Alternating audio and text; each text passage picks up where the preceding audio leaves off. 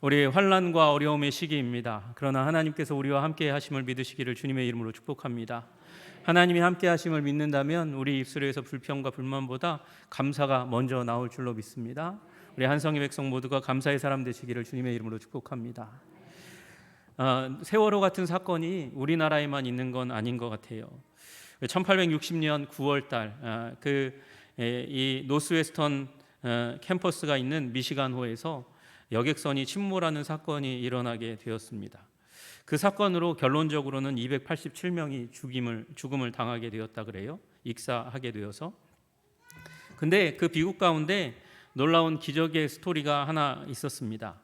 에드워드 스펜서라는 수영 선수가 이 침몰의 소식을 듣고 나서 학교가 옆에 있었으니까 가까웠으니까 달려갔습니다. 그래서 이 육지에서 한 800m 떨어진 그 참사의 현장을 왔다 갔다 16번을 하면서 17명의 사람을 구조해냈습니다. 문제는요, 그것으로 말미암아 육체적으로 데미지를 입게 되었습니다. 불구의 몸을 얻게 된 것이죠. 완전히 회복하지 못한 채 그는 평생을 휠체어에 자신의 몸을 의지하며 살아갈 수밖에 없는 그런 존재가 되었습니다. 국민적인 영웅으로 그렇게 칭송을 받았지만 불구의 몸을 개인적으로는 얻었으니 얼마나 불행합니까? 그런데 스펜서의 마음을 더 아프게 한 것은 다른 데 있었다 그래요. 그가 사망하기 1년 전에 80살 생일날에 신문기자가 그를 방문해서 인터뷰를 진행했습니다. 그 비극적인 그 밤 이후 무엇이 가장 기억에 남습니까? 무엇이 당신의 생각을 지배하고 있습니까? 그렇게 물었는데 이 스펜서라는 분이 그렇게 이야기했습니다. 내가 구해준 17명 가운데 훗날 나를 찾아오거나 나에게 감사를 표한 사람이 단 한 사람도 없다는 것이 가슴 아픕니다. 그렇게 이야기했어요. 여러분, 몸이 불구인 것보다 더 가슴 아픈 것은 감사를 표현하는 사람이 단 한 사람도 없었다는 거죠. 다음 이 스토리는 제가 알기로는 이게 그 이후, 그러니까 돌아가시기 1년 사이에 있었던 일인가 봐요. 부흥회 때 그분이 어떤 부흥회에 참석했는데 목사님이 한번 물었더니 그 중에 딱 한 사람이 와서, 아마 이 사건 이후겠죠. 신문기사가 나간 다음이겠죠. 딱 한 사람이 와서 그렇게 감사를 표했다 그래요.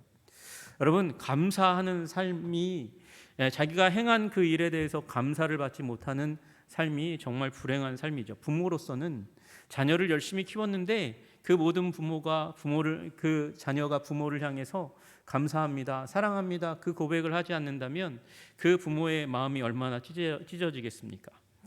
괴테는 그래서 이야기합니다. 세상에서 가장 쓸모없는 인간은 감사할 줄 모르는 인간이라고 그렇게 얘기하는 거예요. 여러분, 우리나라가 많은 발전을 이루었습니다. 좋은 나라가 되었습니다. 하나님께서 우리 민족에게 복을 주신 것이 사실인 줄로 믿습니다. 그런데 아직 바뀌어야 될 부분이 있는 것 같아요. 우리가 그만큼 감사하지 못하는 것 같아요. 여러분, 우리 하나님의 백성, 한성의 백성들은 감사를 입에 달고 사시는 백성 되시기를 주님의 이름으로 축복합니다. 셰익스피어가 그런 얘기를 했습니다. 세찬 겨울 눈보라도 감사하지 않는 사람의 마음보다 모질지 않다라고 얘기하는 거예요.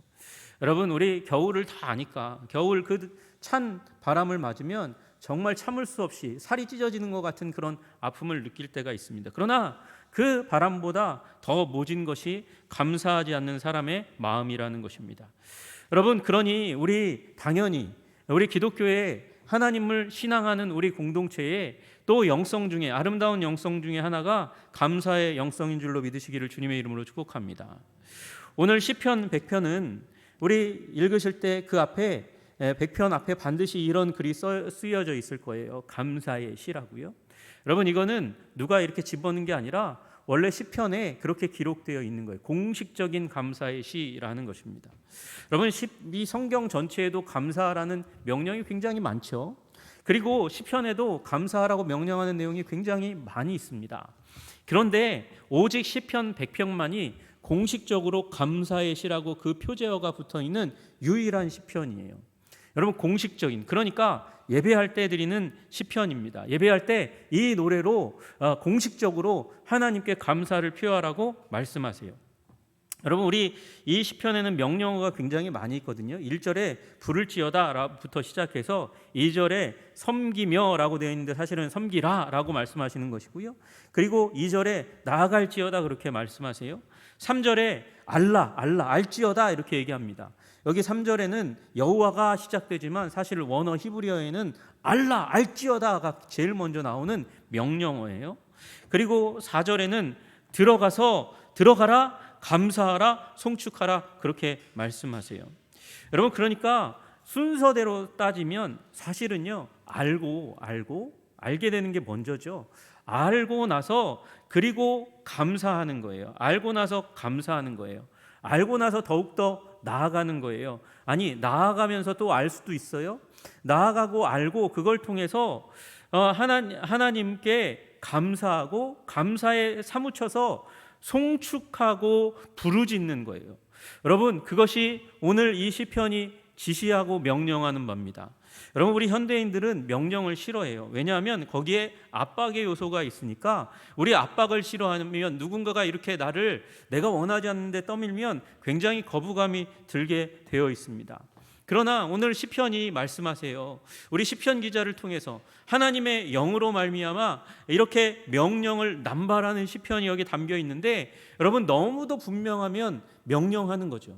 여러분 그게 너무도 자명하면 너무나 당연하면 그것을 빨리 몸에 체득하도록 하기 위해서 그렇게 명령을 할 수밖에 없는 거예요. 미리 그것의 유익함을 알면 여러분 시편 기자는 이 일의 유익함 하나님께 감사하고 찬양하고 송축하고 부르짖는 것에 그 값어치를 아는 사람이라면 명령을 내리고 있다는 것이죠. 여러분 모두가 감사와 송축의 사람이 되시기를 주님의 이름으로 축복합니다. 여러분 하나님을 향해서 부르짖는 여러분 되시기를 주님의 이름으로 축복합니다. 여러분 1절에 부르라라고 되어 있는 즐거운 찬송을 부르라라고 되어 있는 이 히브리어 루아라는 단어는요. 여러분 시끄럽게 소리를 내는 걸 기쁨으로 시끄럽게 소리를 내는 걸 의미해요. 여러분 이게 사실은 우리 예배 가운데 회복돼야 될 부분인 것 같아요. 여러분 이 회복돼야 될 이 부르라 이 단어는 사실 영어로 보면 make joyful noise 이렇게 되어 있어요. 즐거운 소음을 만들어내라 이렇게 얘기하고 있는 거예요. 이게 어디서 주로 하냐면요 콘서트장에서 가수를 향해서 운동 경기장에서 스타 플레이어를 향해서 환호를 부를 때 와 하고 소리 지를 때 여러분 그게 주체가 됩니까? 운동장에 한번 가보신 분 경기장에 한번 가보신 분은 정말 너무도 멋있는 플레이가 나오면 탄성을 지르지 않을 수가 없어요. 막 소리 지르게 돼 있죠. 그렇게 하라는 거예요. 그렇게 여러분 그러니까 감사를 통해서 찬양하고 송축하고 감탄사를 연발하고 환호성을 부를 때까지 하나님을 높이는 자리 가운데 들어가라고 그렇게 말씀하십니다. 여러분 우리 예배가 조금 더 감격이 탄성이 가득 찬 예배가 되었으면 좋겠습니다. 여러분 우리 한성교회 예배 가운데 하나님께서 놀랍고 아름다운 일들로 가득 채워주셔서 이런 일들이 나타나고 우리 서로 그 일로 말미암아 그런 환성으로 감사와 찬양으로 서로 즐겁게 되는 일이 일어나기를 주님의 이름으로 축복합니다. 여러분 하나님께서 우리에게 감사를 명하세요. 감사가 중심에 있고요. 감사가 떠받쳐져서 감사로 말미암아 우리 송축하고 소리를 내고 그리고 노래를 부르게 되는 것입니다. 그리고 이 감사는 다른 곳에서 연유하는 게 아니라 아는 것으로부터 일어나는 것이죠. 우리 3절에 알지어다라고 말씀하세요. 여러분 모두가 하나님에 대해서 더 깊이 아시기를 주님의 이름으로 축복합니다. 여러분 여기 나와 있는 알지어다라는 단어는 야다라는 단어예요. 야다라는 단어는요 그냥 어렴풋이 개념적으로 피상적으로 알라라는 말이 아니고 경험적으로 알라는 거예요. 경험해야 된다는 것이죠. 여러분 우리 경험과 네가 만져봤어? 네가 봤어? 라고 얘기하는 것과 나는 그걸 알아 라고 얘기하는 것과는 완전히 다른 것입니다. 여러분 우리가 아무리 이 오렌지나 귤이나 과일에 대해서 이 맛을 설명해봐라. 그래서 설명을 한번 다른 사람에게 해보세요. 그 설명이 시큼하고 달고 아이고 오묘하고 뭐 그런 맛이라고 얘기해도 맛보지 않으면 그 맛을 도대체 알 수가 없는 겁니다.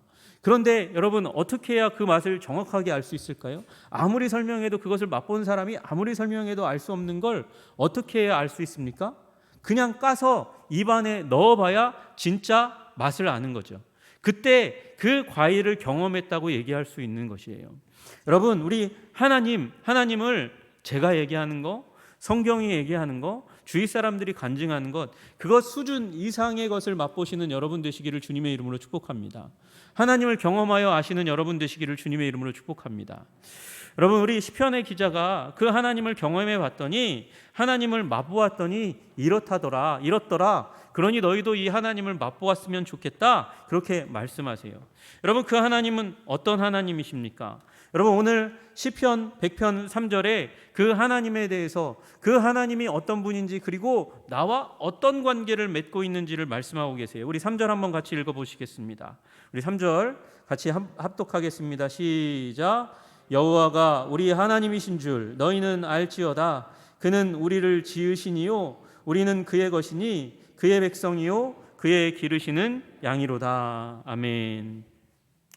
여러분, 힘써 알라고 그렇게 말하면서 그 하나님을 먼저는 그는 우리를 지으시니요 라고 이야기하고 있습니다.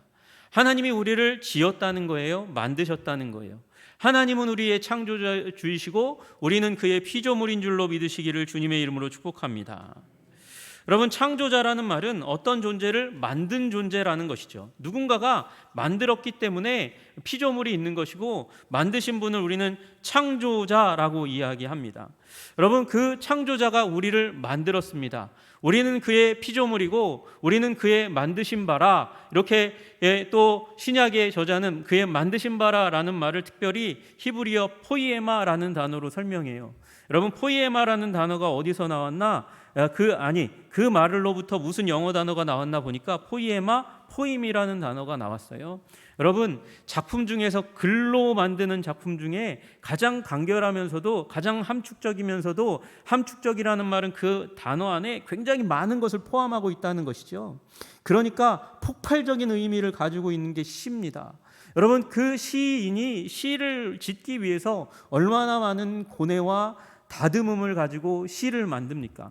여러분, 하나님께서 우리를 그렇게 창조하셨어요. 하나님은 우리를 창조하실 때 그냥 대충 아무렇게나 창조하신 하나님이 아니시고 굉장히 세심하게 세밀하게 창조하신 하나님이심을 믿으시기를 주님의 이름으로 축복합니다. 여러분, 창조하다라는 말을 할 때에 히브리어로 두 개의 종류의 단어를 사용하세요. 하나는 바라라는 단어예요. 이 바라라는 단어는 창조주의 권능과 능력을 강조할 때 바라라는 단어를 사용한대요. 여러분, 그런데 그 창조물이 다 크고 큼직큼직하고 어마어마하진 않잖아요. 아니, 오히려 크고 큼직하고 어마어마한데 대충대충 지어놓으면 어떻게 되죠? 붕괴돼요. 무너지게 돼요. 그래서 큰 것이라 할지라도 세심하게 만들어야 돼요. 여러분, 그 세심함을 강조하는 단어가 바로 아몬이라는 단어예요. 하나님은 우리를 바라로 창조하셨고 또 아몬으로 창조하셨습니다. 하나님은 우리를 아름답게 큰 계획을 가지고 만드셨지만 또한 세심하게, 탁월한 세심함을 가지고 세밀하게 만드신 하나님이신 줄로 믿으시기를 주님의 이름으로 축복합니다. 여러분, 우리는 그 하나님의 만드심을 인정하지 않는 시대 가운데 살아가고 있어요. 하나님이 만드셨지 이걸 거부해요. 그러면 어떻게 해야 되죠? 나는 존재하고 있는데 누군가가 만들지 않았으니까 나는 스스로 생겨난 존재야. 스스로 생겨난 존재를 조금 다른 말로 표현하면 우연히 만들어진 존재야 라고 이야기하는 거예요. 우연히 존재했으니까, 어쩌다가 생겨났으니까, 그러면 그 다음에는 어떻게 될까요? 우연히 사고에 의해서 죽을 수도 있는 존재, 아니 그렇게 사라질 수밖에 없는 존재라고 여기게 되는 것이죠. 여러분, 그러면 우리 마음 가운데는 안정감이 없어요. 평화가 없어요. 여러분, 우리 하나님이 나를 만드신 것을 믿으시고 그 손길에 우리의 인생을 내어드려 평안을 누리는 여러분 되시기를 주님의 이름으로 축복합니다. 그래요. 우리 이 시대는요, 다 우리 그냥 스스로 우연히 만들어진 물질적인 존재이고 죽음 이후에는 아무것도 없어라는 것을 우리에게 주입시키며 그렇게 우리를 지배하는 세상 가운데 우리 이 시대 가운데 살아가고 있습니다. 여러분, 그런데 한번 생각해 보세요. 저 위의 우주, 저 하늘 위의 우주, 그 우주에 수많은 별들이 있습니다. 우리 태양계를 품고 있는 이 태양계는 아주 작은 존재밖에 안 되고요. 어마어마한 은하계가 있습니다. 그리고 그 은하계가 정말 셀 수도 없이 많은, 과학자들이 손으로 세어도 셀 수 없는 어마어마한 은하계를 수십억 개 품고 있는 것이 우주입니다. 그 넓이를 끝을 알 수 없어요. 여러분 그런데 과학자들이 그 모든 하늘을 바라보며 연구해도 그 별들 중에서 생명의 가능성이 혹시 있을지 몰라요 라고는 얘기해도 생명을 발견했다는 기록은, 그런 연구의 결과는 나타나지 않아요. 여러분, 그 수많은 가능성, 그 수많은 별들, 다시 얘기해서 그 수많은 가능성 가운데 생명이 있는 별은 어디밖에 없다고요? 여기밖에 없다고요. 여기밖에 없다고요. 그 얘기는 무엇입니까? 우연으로는, 그 수많은 가능성으로는 생명이 저절로 탄생할 수 없다는 거예요. 여러분, 하나님이 창조자이신 줄로 믿으시기를 주님의 이름으로 축복합니다. 여러분, 하나님의 섭리 가운데 그 큰 권능과 세밀함으로 피조된, 만들어진 하나님의 작품인 줄로 믿으시기를 주님의 이름으로 축복합니다. 여러분, 그러면 그렇게 얘기하는 분이 있어요. 그러나 목사님, 내 인생은 깨어지고 부서지고 무너지고 망가졌는데 정말 제가 하나님의 작품이라고 얘기할 수 있습니까? 어떻게 그렇게 얘기하실 수 있습니까? 내 인생이 이렇게 무너진 건 그러면 하나님 때문인 건가요? 그렇게 얘기하실 수 있을지 모르겠어요. 그러나 여러분 보십시오. 하나님께 여러분의 인생을 내어 맡기면 하나님이 그 권능의 손길로, 바라의 손길로 우리를 재창조하실 줄로 믿습니다. 아몬의 손길, 그 세심한 손길로 우리를 재창조하실 줄로 믿습니다. 제가 한번 설교 가운데 말씀드린 적이 있는 것 같아요. 금괴술이라고, 일본에 존재하는 기술이라고요. 그 금괴술은 깨어진 그릇을 금으로 이어 붙이는 거예요. 물론 안료를 사용하지만, 그 더 비싸면 비쌀수록 순도가 높은 금을 사용하기도 하지만 보통은 금 안료를 사용해서 이제 그 깨어진 그릇을 다시 재조합해서 붙입니다. 그러니까 금 사이에 뭐가 있는 거죠? 금이 연결을 시키는 거예요. 하나로 만드는 거예요. 여러분, 그래서 더 잘게 부서진 것을 그 금괴술로 인해서 붙이면 더 값어치가 나가게 되는 일이 일어나는 거죠. 여러분, 그 이전의 그릇도 의미가 있습니다. 좋습니다. 그런데 부서졌어요. 부서진 것을 다시 한번 연결시키는 그 금괴술을 통해서 오히려 그 이전의 그 그릇보다도 더 아름답고 더 값어치 있는 그릇으로 그렇게 같이 상승하는 일이 일어나는 거예요. 여러분, 여러분의 인생이 깨어지고 부서지고 무너지고 산산이 그렇게 복원할 수 없을 정도로 그렇게 망가진 것 같습니까? 하나님께 내어 맡기면 불가능한 것이 없으신 그 하나님의 손길 가운데 존귀하고 아름다운 작품으로 재창조될 줄로 믿으시기를 주님의 이름으로 축복합니다. 여러분, 또 하나님은 우리의 왕이라고 말씀하세요. 그는 우리를 지으시니요 우리는 그의 것이니 그의 백성이요. 내가 그의 백성이라는 말은 하나님은 우리의 왕이십니다 라는 고백인 것이죠. 여러분, 하나님을 왕으로, 전능하신 왕으로, 나를 다스리는 왕으로 인정하시는 여러분 되시기를 주님의 이름으로 축복합니다. 하나님은 왕이십니다. 여러분, 사실은 성경은 이 창조자와 그리고 왕을 계속해서 혼동하면서, 섞어서 여기 갔다 저기 갔다, 왕이었다가 창조자였다 왕이었다, 그렇게 설명을 하고 계셔요. 여러분, 그 하나님께서 뭐라고 말씀하시냐면 시편 93편에 여호와는 위대하시니 지극히 찬양할 것이요 모든 신들보다 경외할 것이며 만국의 모든 신들은 우상이지만 여호와께서는 하늘을 지으셨음이로다. 하나님께서 하늘을 지으셨대요. 땅도 지으셨고요, 당연히 천지 만물을 지으셨죠. 그 창조자이신 하나님을 드러내시고 나서 뭐라고 말씀하시냐면 모든 나라 가운데서 이르기를 여호와께서 다스리시니 세계가 굳게 서고 흔들리지 않으리라 말씀하십니다. 여러분, 창조자이신 하나님께서 다스리는 왕이심을 믿으시기를 주님의 이름으로 축복합니다. 다스리는 왕이 무슨 일을 하십니까? 세계가 굳게 서고 흔들리지 않으리라. 여러분, 우리가 창조자이신 하나님께 우리의 삶을 맡기고 왕으로서 우리를 다스리시기를 구하면 하나님께서 우리의 삶을 흔들리지 않도록, 무너지지 않도록 만드시는 줄로 믿으시기를 주님의 이름으로 축복합니다. 여러분, 유명한 그림이 있죠. 빌 브라이트 박사가 만든 그 사형리의 그림이 있습니다. 여러분, 그 마음이라는 동그란 원 안에 이 의자가 있어요. 보좌가 있어요. 거기에 내가 앉아 있으면 그 주위에 원들이 질서 없이 무질서하게 그렇게 나열되어 있습니다. 내가 왕이면 내 삶을, 나의 삶의 관계와 사건들을 이렇게 다 다스리지 못하는 거예요. 질서 있게. 그런데 내가 그 마음의 보좌 위에서 내려오고 그 보좌 위에 예수님이 앉으시면, 예수님을 왕으로 인정하면 그 모든 관계와 사건들이 질서를, 하나님을 왕으로 인정하는 만큼, 예수님을 왕으로 인정하는 만큼 삶의 질서가, 관계 가운데, 사건 가운데 질서가 임하게 되는 일이 일어난다는 것이죠. 여러분, 하나님을 왕으로 인정할 때 이 시편의 기자는 경험한 것이죠. 그 하나님이 주시는 안정감을, 그 기쁨을, 여러분도 그 안정감과 기쁨을 누리시는 여러분 되시기를 주님의 이름으로 축복합니다. 또 말씀하십니다. 우리는 어떤 존재냐? 우리는 그의 백성일 뿐만 아니라 그의 기르시는 양이라고 말씀하십니다. 다시 얘기하면 우리는 양이고 그분은 목자이신 것입니다. 여러분, 우리는 하나님과의 관계 가운데 하나님을 감사하고 찬양합니다. 하나님의 목자이심을 인해서 감사하시는 여러분 되시기를 소원합니다. 여러분, 목자를 이스라엘 민족만큼 잘 아는 민족이 드물어요. 왜 그렇습니까? 이스라엘의 조상, 그 시조 족장들이 다 목자였어요. 아브라함과 이삭과 야곱이 직업적인 목자였습니다. 그래서 목자가 하는 일을 너무도 잘 압니다. 목자는 양들이 길을 잃지 않도록 돌보아야 했습니다. 그리고 양을 잃어버리지 않는 것이 책무였기 때문에 양들의 수를 일일이 헤아렸고 이름을 붙여주었습니다. 이름으로 그들을 불렀습니다.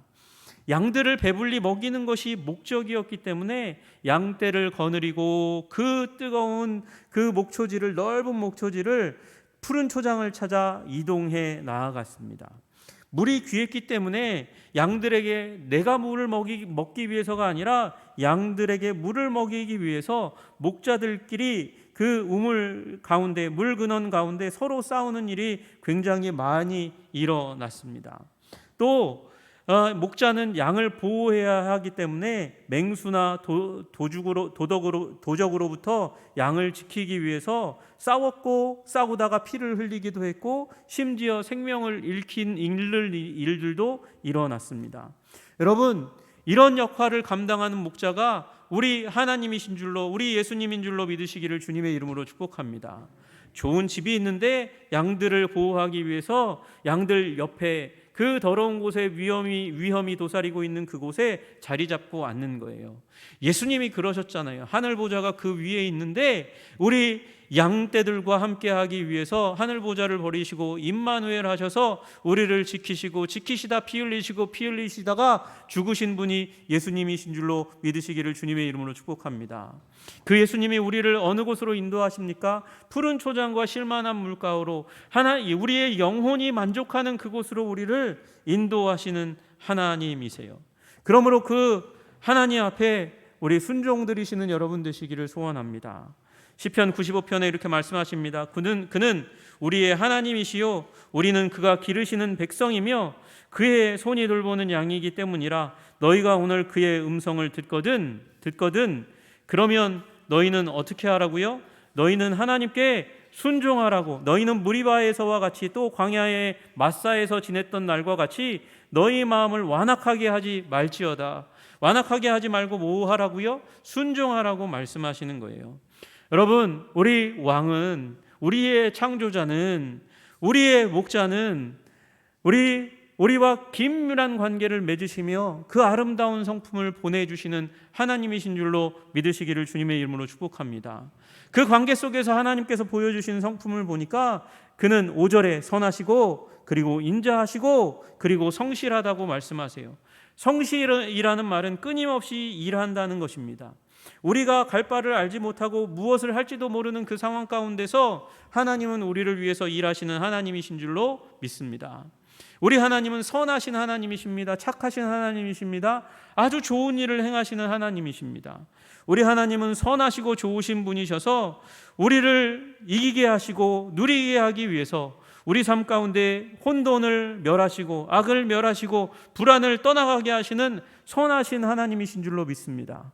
우리 하나님은 성실하셔서 선함으로 우리의 삶을 채우시는 하나님이세요.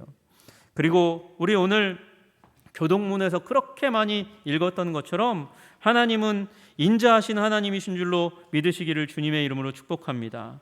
그 인자하심이 영원함이로다, 그 인자하심이 영원함이로다, 그렇게 많이 우리가 교동문 가운데서 고백했습니다. 여러분, 이 인자한이라는 말은 헤세드라는 단어거든요. 이 헤세드라는 단어를 학자들은 좀 풀어서 이렇게 얘기합니다. 언약적 사랑이라고 얘기해요. 언약적 사랑. 언약 가운데 우리를 사랑하신다는 거예요. 아유, 목사님, 그러면 언약 가운데 우리를 사랑한다고 하면 하나님은 무조건적으로 우리를 사랑하시는 하나님이 아니시네요? 그렇게 이야기하는 분들이 있습니다. 여러분, 이것은 조건과 조건 없음으로 구분하는 게 아니고요. 목적으로 우리를 대하시는 하나님이라는 거예요. 여러분, 우리를 사랑하시되 그 어떠한 죄인도 품고 안고 용납하시는 정말 절대적인 무조건적인 사랑의 하나님이심을 믿으시기를 주님의 이름으로 축복합니다.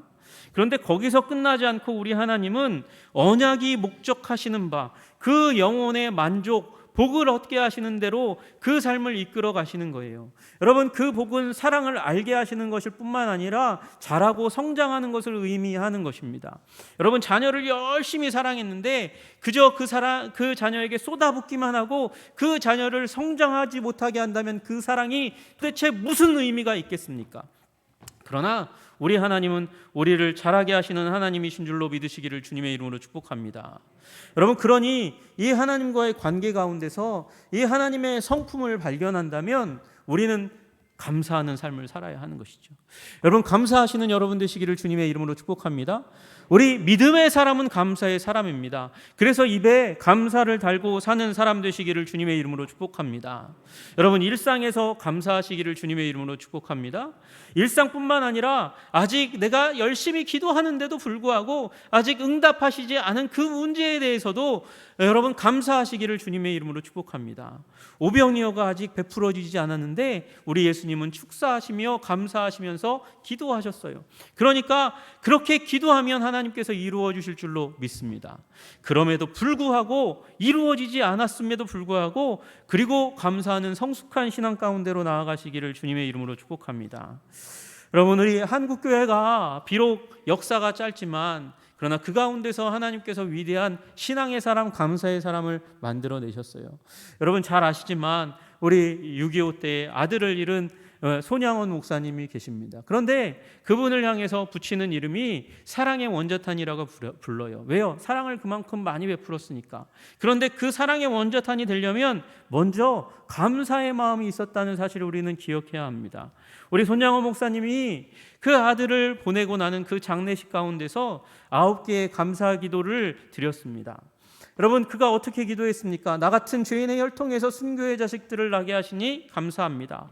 허다한 성도 중에서 이런 보배를 나에게 주시니 감사합니다. 삼남 삼녀 중에서 가장 귀한 장남과 차남을 하나님께 바치게 하시니 감사합니다. 한 아들의 순교도 귀한데 하물며 2 아들이 순교할 수 있게 해주시니 감사합니다. 예수 믿는 사람은 병들어 죽어도 복인데 전도하다가 총에 맞아 순교했으니 감사합니다. 아들들이 미국으로 유학 가려고 했는데 그보다 더 좋은 천국 갔으니 내 마음 안심되어 감사합니다. 내 아들을 죽인 원수를 회개시켜 아들을 삼는 사랑의 마음을 주시니 감사합니다.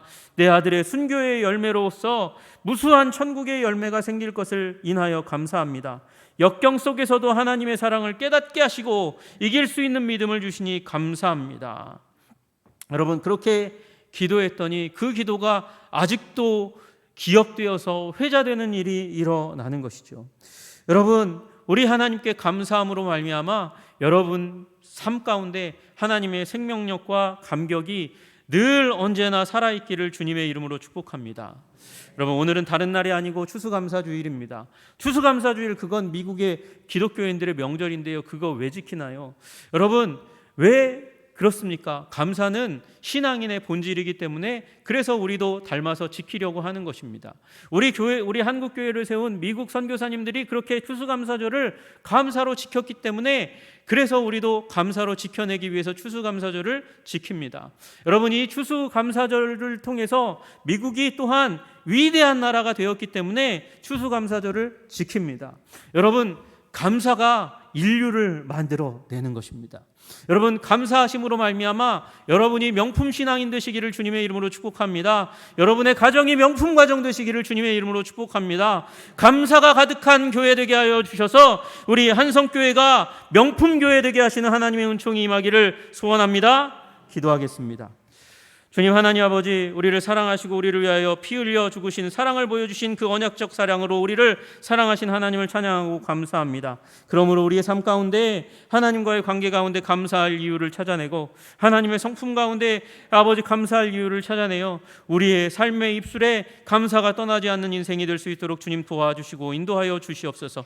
감사는 저절로 일어날 수 없는 일입니다. 하나님, 우리가 감사를 훈련하고 연습하여서 우리가 명품 인생 될 수 있도록 명품 교회 될 수 있도록 주님 도와 주시옵소서. 예수님 이름 받들어 기도드리옵나이다.